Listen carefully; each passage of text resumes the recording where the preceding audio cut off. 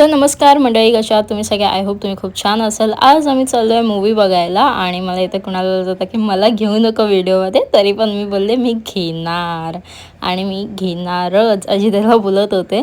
आणि तेवढ्यात बुनो दिसला. बुनोला बोललो की बाबा तुला खाऊ घेऊन येतो परत येताना.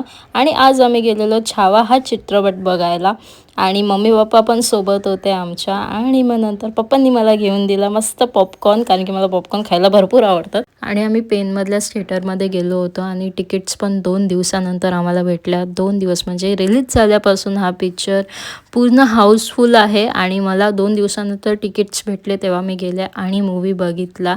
हाऊसफुल तर होणारच, कारण की महाराजांचा मूव्ही आहे. खूप छान मूव्ही होता. अंगावर काटा आणि डोळ्यामध्ये पाणी हे तर नक्कीच येणार तुमच्या मूव्ही बघून.